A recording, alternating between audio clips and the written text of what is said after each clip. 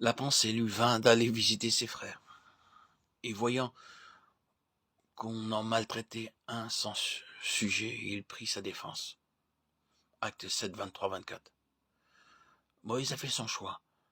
Cela suffisait-il pour qu'il fût aussitôt un vase honorable propre au service du Seigneur de Timothée 2,21? Non. Il n'est pas suffisant de se soumettre à Dieu et de choisir le chemin de la croix.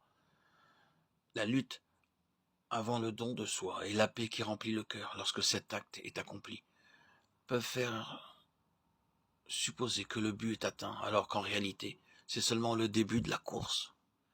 Car c'est uniquement lorsque l'homme s'est donné que Dieu peut agir en lui et le préparer pour l'accomplissement de ses desseins. Moïse ne se connaissait pas encore lui-même. Être instruit dans toute la sagesse de ce monde, être puissant en parole et en œuvre, ce n'est pas une préparation suffisante pour être un instrument utile entre les mains de Dieu. Hélas, hélas. Il est triste d'avoir à constater qu'en cette dispensation de l'Évangile, nous sommes souvent au même point que Moïse. Nous nous reposons sur la sagesse de l'Égypte, sur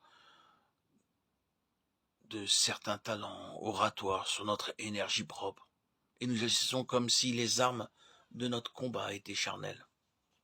Forts de nos propres forces, nous allons de l'avant et découvrons notre erreur.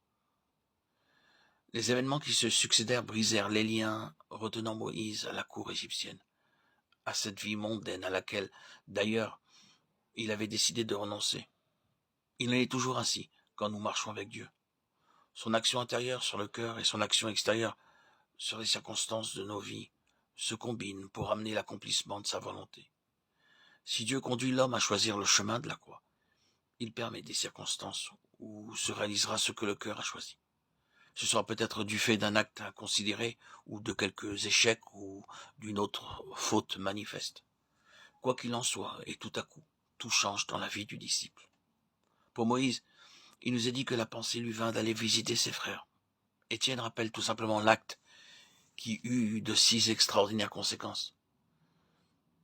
D'abord une pensée, puis un acte, et ensuite des résultats imprévus. Moïse sortit vers ses frères et vit leurs durs travaux, Exode 2:11. N'avait-il pas eu l'occasion de se rendre compte de leur état plus tôt? Pendant qu'il vécut à la cour, comme fils de la fille de Pharaon, avait-il oublié son peuple, l'esclavage où celui-ci était réduit?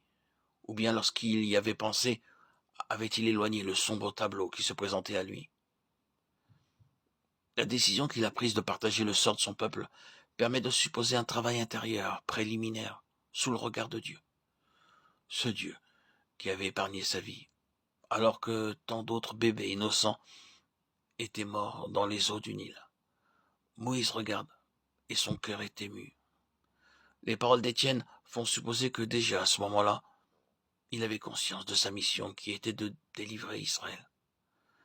Comme on maltraitait un Israélite sans cause, il prit sa défense et frappa l'Égyptien. Ah, Moïse, Moïse, c'est ainsi qu'on fait en Égypte, mais ce ne sont pas ici les voies de l'Éternel. Ceci nous fait penser à Pierre tirant l'épée pour défendre le Fils de Dieu, lequel n'avait qu'à parler pour être protégé par des légions d'anges. Cette manière d'agir au service de Dieu est malheureusement celle de trop de gens, lesquels aujourd'hui encore tirent l'épée pour convaincre qui ne croient pas comme eux. On veut croire malgré eux. Ils oublient l'avertissement du Maître. Tous ceux qui prendront l'épée périront par l'épée. Et aussi, ces paroles. Mon règne n'est pas de ce monde. Si mon règne était de ce monde, mes serviteurs combattraient. Jean 18, 36. Que de croyants combattent ainsi, démontrant qu'ils oublient le calvaire et qu'ils n'ont pas l'esprit du Seigneur.